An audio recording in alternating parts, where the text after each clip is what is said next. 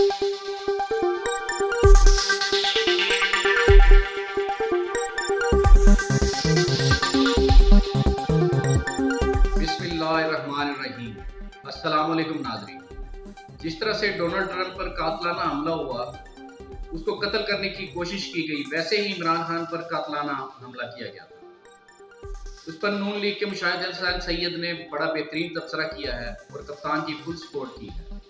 आइए फिर उनकी गुफ्तगू सुनते हैं, फिर उस पर बात करते हैं। आज का हमला, जब आपको ये खबर मिली कि जब आपने देखा कि डोनाल्ड ट्रंप पर हमला हो गया है, तो पहला सवाल आपके जहन में क्या आया? क्या एनालिसिस था आपका?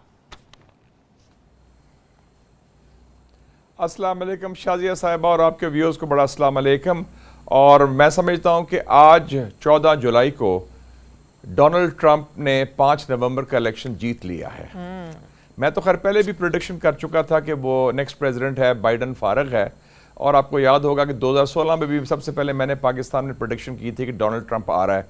कि उस वक्त के मैंने एस्टेब्लिशमेंट को भी बताया था, लेकिन वो मानने को तैयार नहीं थे, वो किसी और दुनिया में थे। मैं कहा वो आ रहा है, तैयारी करें उसके आने की। तो ये तो आज वाज़े हो गया। और जैसे आपने भी फरमाया अपने रिमार्क्स में कि वो जो फ़ोटो है मुक्के वाली, खून भी बह रहा है चेहरे से, वो एक दलेर आदमी की निशानदाही करता है।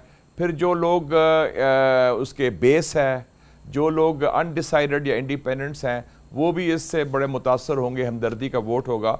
और फिर कुछ लोग जो साजिशी सोच रखने वाले हैं, कंस्पिरेसी थियरीज, वो ब्लेम करेंगे उनके अपने डीप स्टेट को, उनके जो लॉयलिस्ट हैं ट्रंप वालों के। हालांकि उसमें शायद हकीकत तो नहीं है, लेकिन वो ब्लेम करेंगे क्योंकि एक बहुत बड़ी सिक्योरिटी फेलियर तो हुआ है अमेरिकन सिक्योरिटी निज़ाम में कि एक बंदा जो बड़े आराम से छत पे चढ़ रहा, जिसको लोगों ने देखा भी, उसको टाइम भी मिला और वो छत क्लियर नहीं हुई थी और बड़े सुकून से उसने गोली चलाई, तो इसका मतलब है उनका सिक्योरिटी सिस्टम और जो इंतजामात है वो फेल हो गए हैं। तो ये एक बहुत तारीखी, बहुत बड़ा वाक़या हुआ है जिसके आज अमेरिकन सियासत का मंजरनामा तब्दील हो गया है। और हम अगर सदर ट्रंप की तैयारी करें तो उसके काफ़ी बैनुल-अक़वामी मुज़ामरात होंगे। जिस तरीके से इमरान खान को पकड़कर, बालों से पकड़कर और एक तरह से घसीट कर डाला गया, वो तस्वीर आज तक लोगों को याद है। और उसी तरीके से हमने देखा, उसी दिन लोगों के जो जज्बात थे उभरना शुरू हो गए। तो आपको लगता है अब ये सिंपैथी वोट होगा जो 8 फरवरी को यहाँ पे पाकिस्तान में भी हमने देखा, जो एक पार्टी के साथ हुआ, और अब जो अमेरिका में ट्रंप के साथ हो रहा है, मुमासलत देखते हैं आप इसमें? जी, मैंने तो आज ट्वीट भी ये किया है कि बड़े इंटरेस्टिंग बात है कि सदर ट्रंप और वज़ीर आज़म इमरान खान में काफ़ी चीज़ें कॉमन हैं। जब से उनको निकाला गया, उनके ख़िलाफ़ केसेस बने, दोनों जगह, अमेरिका में भी, पाकिस्तान में भी। उनके ख़िलाफ़ मीडिया ट्रायल भी हुआ, इल्ज़ामात भी लगे, दोनों को रिलीफ भी मिला। अमेरिकन सुप्रीम कोर्ट ने रिलीफ दिया ट्रंप को, इधर सुप्रीम कोर्ट ऑफ पाकिस्तान ने रिलीफ दिया PTI को, और कोर्ट्स ने भी रिलीफ दिया। और दोनों ने फेस किया ये असैसिनेशन अटेम्प्ट और बहादुरी से उसका मुकाबला किया। तो ये चीज़ें बड़ी वाज़ेह हैं और दोनों की मकबूलियत बढ़ गई है आगे से। तो ये मैंने बड़ा वाज़ेह है कि कंपैरिजन, तो ये मैंने लिखा था कि ट्रांस एटलांटिक कमराडरी, कि वो अटलांटिक के बियॉन्ड हैं शुमाली अमेरिका में और इधर पाकिस्तान में हैं।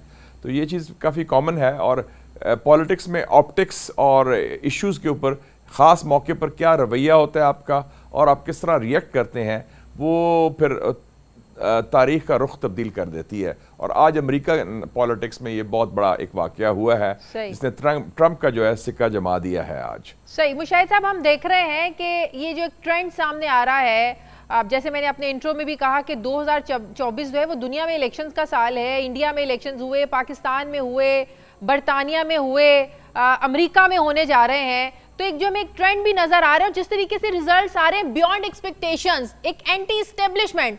आप यूके देख लें, आप इंडिया देख लें, आज जो अमेरिका में वाकया हुआ, आप ईरान देख लें, आप टर्की देख लें, जो लोकल काउंसिल का इलेक्शन हुआ और वहाँ वो हार गए।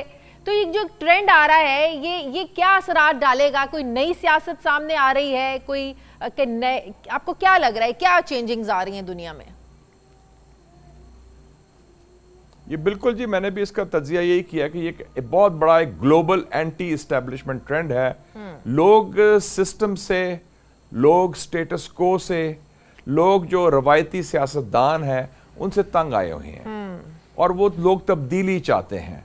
تبدیلی سے جس سے ان کے اپنی زندگی میں کوئی فائدہ بھی ہو, فرق بھی پہنچے, اور وہ بزنس ایز یوزول نہیں چاہتے. آپ یہ دیکھ لینا کہ انڈیا میں بھی مودی جو ہے ان کی اسٹیبلشمنٹ کا چیف تھا, وہ الیکشن ہار گیا, 303 سیٹوں سے 240 رہ گئے. اب تو اس کو کولیشن پارٹنرز پر گزارا کرنا پڑا ہے. ہمارے ہاں بھی 8 فروری کو ایک اینٹی اسٹیبلشمنٹ ووٹ تھا.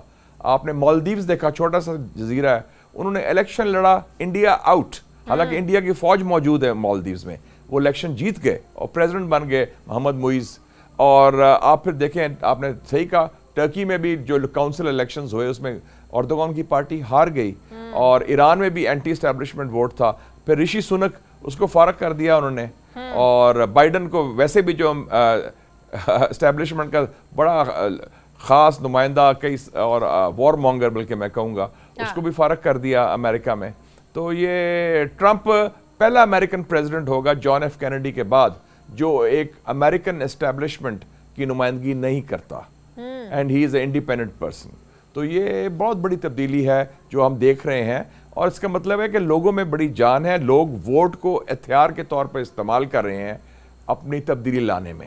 تو اچھی بات ہے کہ جمہوریت کے ذریعے جو ہو رہا ہے, جمہوری عمل میں یہی ہے نا کہ ووٹ ایک آپ کا ایک حق ہوتا ہے جس سے آپ اپنے مرضی کے کینڈیڈیٹ, اپنے مرضی کی پارٹی کو چن سکتے ہیں, اور اس کے ذریعے تبدیلی آ سکتی ہے, اور تبدیلی آ رہی ہے. صحیح. آپ برطانیہ میں دیکھیں, حیران کن طور پر ان کے میرا خیال 3 کینڈیڈیٹس ایسے تھے جنہوں نے پیلسٹائن کے ایشو پر ساری اپنی الیکشن کی کیمپین کی, اور آپ دیکھیں جس طریقے سے 5 کینڈیڈیٹ جنہوں نے 5 کینڈیڈیٹ جو پیلسٹائن, اور وہ کینڈیڈیٹ ہے کس کے, دا مسلم ووٹ, ایک نیا ادارہ بنا ہے جو کہہ رہے ہیں کہ مسلمانوں کا ووٹ اس ایشوز پر استعمال ہو. اور 50% جو مسلمانوں نے پبلک اوپینین سروے میں کہا کہ 44% نے کہا, 44% نے مسلمانوں نے جو ووٹر ہیں برطانیہ کے, کہ ہمارے لیے نمبر 1 ایشو فلسطین ہے. اور باقی جو ہیں لوگوں نے کہا کہ 12% نے کہا ہمارے لیے نمبر 1 ایشو فلسطین ہے. یہ بھی بڑی خوش آئند بات ہے کہ فلسطین ایشو کل کو کشمیر بھی ہو سکتا ہے, کہ یہ ان کے مغربی پبلک اوپینین میں اٹ میکس اے ڈفرنس. تو یہ تو بڑی اچھی بات ہے. اور آپ کو پتا ہے لندن کا میئر کون ہے, صادق خان, وہ پاکستانی نژاد ہے. تو پاکستان کے لیے تو بڑا فائدہ ہوا, 15 لوگ ہمارے الیکشن جیت گئے ہیں ادھر.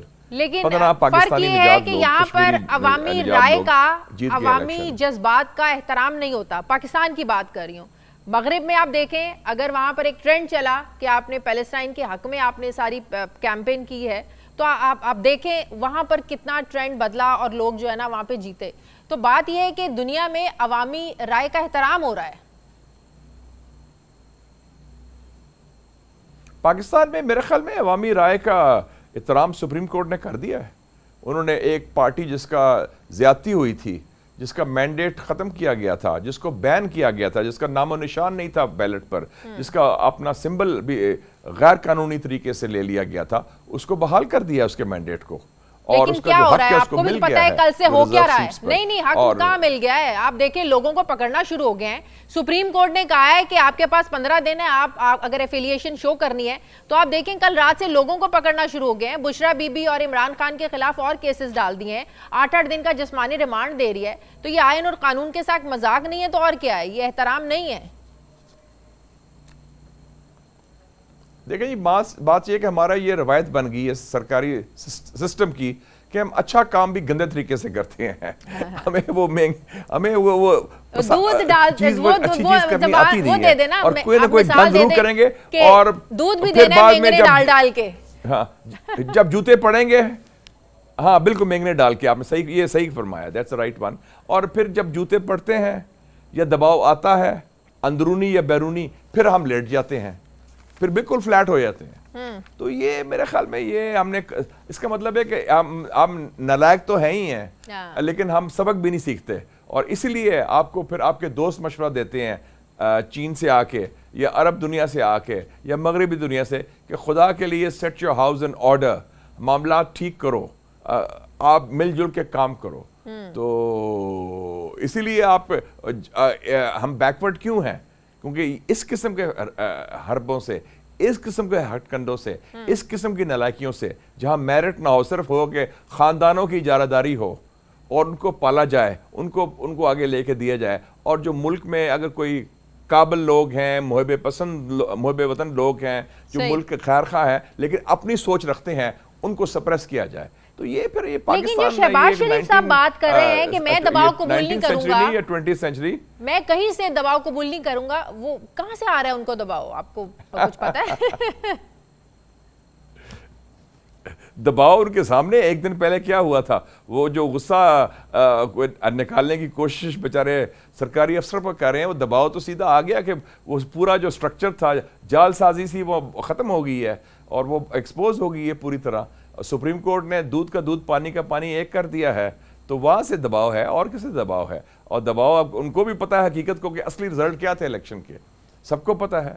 तो वो उसका आप जवाब तो नहीं दे सकते आप तो, लेकिन गुस्सा वो वजह और है, लेकिन टारगेट और है अनफॉर्चुनेटली। लेकिन हम अनफॉर्चुनेटली सीधी बात तो नहीं करते ना, इतनी जरूरत नहीं है कि सच बोलें। बिल्कुल, लेकिन अनफॉर्चुनेटली नुकसान ये है कि इदारों के इतनी जरूरत नहीं है कि सच बोलने की जरूरत है सरकारी निजाम में, ना सच सुनने की हिम्मत है अनफॉर्चुनेटली। नाजरीन, मुशाहिद हुसैन के मुताबिक जिस तरह इमरान खान पर जुल्म किया गया और इमरान खान पर कातिलाना हमला किया गया, और जैसे इमरान खान की पार्टी को तोड़ का निशाना बनाया गया, इमरान खान पर जाली मुकदमात बनाए गए और इमरान खान को गिरफ्तार किया गया, इसी तरह से डोनाल्ड ट्रंप पर भी जाली मुकदमात बनाए गए और इस पर कातिलाना हमला किया गया। आज डोनाल्ड ट्रंप को अमेरिका की अदालत ने इंसाफ दिया, इसी तरह सुप्रीम कोर्ट ने भी इमरान खान को इंसाफ दिया। मज़ीद हेडलाइंस के लिए देखते रहें ग्लोबल व्लॉग, यूट्यूब, टिकटॉक और फेसबुक चैनल।